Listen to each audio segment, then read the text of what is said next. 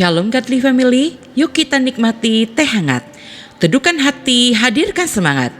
Firman Tuhan hari ini terambil dari Yohanes 12 ayat 3. Maka Maria mengambil setengah kati minyak narwastu murni yang mahal harganya, lalu meminyaki kaki Yesus dan menyekanya dengan rambutnya, dan bau minyak semerbak di seluruh rumah itu. Saudara-saudara, suatu pagi seorang ibu yang mempunyai 6 anak dengan bersemangat datang ke gereja. Ibu ini tidak sabar untuk mengikuti kebaktian pagi itu. Kebaktian pun dimulai. Tema khotbah pagi itu tentang mempersembahkan yang terbaik. Ketika khotbah disampaikan, hati si ibu merasa tergerak dan akhirnya dia berjanji untuk mempersembahkan salah seorang anaknya untuk melayani sebagai hamba Tuhan full-timer.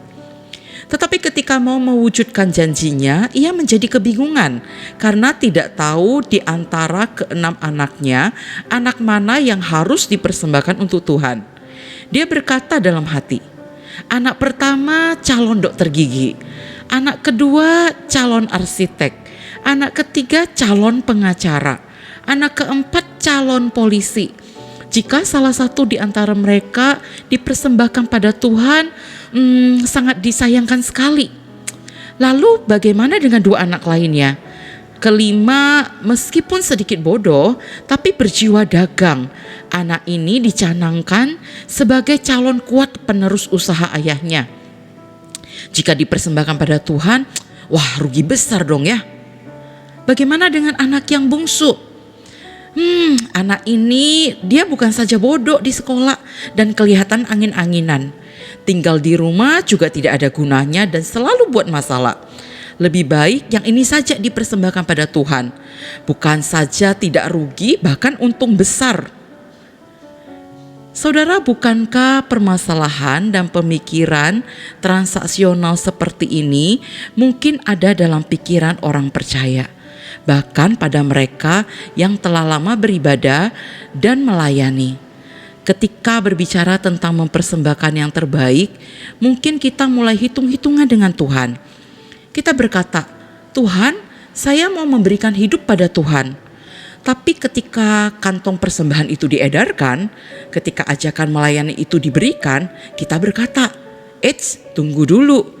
Beri yang seadanya saja, toh masih ada orang lain yang bisa memberi lebih baik dan lebih mampu dari saya. Dia saja yang melayani, jangan saya. Saya gak bisa apa-apa, saya gak punya waktu. Pertanyaannya, bagaimana kita mau memberi hidup kalau memberi daya dan dana saja sangat berat untuk dilakukan? Saudara, Yohanes 12 ayat 1-8 mengajarkan tentang memberi yang terbaik. Perikop ini menceritakan tentang Maria yang menuangkan setengah kati minyak narwastu murni di kaki Yesus, serta menyeka kaki itu dengan rambutnya. Maria memberikan barang yang paling berharga dan mahal yang dia miliki, yang telah lama dia simpan, bahkan mungkin dia persiapkan untuk pernikahannya. Bukan hanya itu, dia juga memberikan nama baik dan kehormatan melalui rambut yang terurai menyeka kaki Yesus. Saudara, pengurapan yang dilakukan Maria menunjukkan kesadaran Maria akan statusnya sebagai pelayan, hamba Sang Tuhan, sebagai orang yang tidak layak. Hamba yang seharusnya menyenangkan dan mempersembahkan yang terbaik bagi tuannya dengan kerendahan hati dan ketulusan. Dia sadar bahwa pribadi yang paling dikasih itu tidak akan lama bersama dengannya. Kepekaan yang ada pada Maria melebihi Yudas dan para murid yang setiap hari ada bersama-sama dengan Yesus. Bahkan Yudas bukannya tertunduk malu dan bercermin dari apa yang dilakukan oleh Maria. Dia malah sibuk dengan agenda pribadi dan keserakahannya yang dikemas sedemikian rapi dengan kedok keprihatinan dan kerinduan melayani orang miskin. Saudara, alangkah kontrasnya apa yang dilakukan Yudas dan Maria. Ketika Maria tahu arti memberi yang terbaik, Yudas malah lebih fokus pada kepentingannya. Namun bukankah kekontrasan itu juga mungkin terjadi dalam kehidupan rohani dan pelayanan yang kita jalani? Sekian lama kita mengikut Tuhan, bahkan melayani, namun sebenarnya siapakah yang sedang kita ikuti dan layani? Apakah agenda kita atau agenda Tuhan? Sekian lama kita ikut Tuhan, apakah kita sudah benar-benar memberi yang terbaik baginya?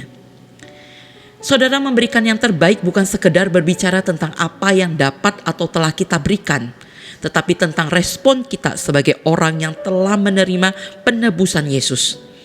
Karya penebusan Yesus seharusnya menjadi dasar bagi setiap orang percaya untuk mempersembahkan yang terbaik dengan kasih dan ungkapan syukur.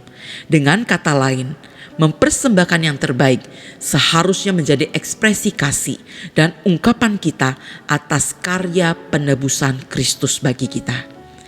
Kiranya Tuhan menolong kita untuk mempersembahkan yang terbaik, baik itu hidup kita, dana kita, ataupun daya kita, untuk dipakai memuliakan Tuhan. Mari kita berdoa. Tuhan Yesus, ampuni kalau kami seringkali hitung-hitungan dan bertransaksi kepada Tuhan. Ampuni kami kalau kami terlalu menggenggam erat apa yang kami miliki, sehingga berat sekali bagi kami untuk memberikan dana, memberikan daya, bahkan memberikan hidup kami untuk Tuhan. Ingatkan kami akan karya penebusan yang Engkau lakukan bagi kami. Tolong kami untuk yang memberi yang terbaik bagi Engkau. Amin.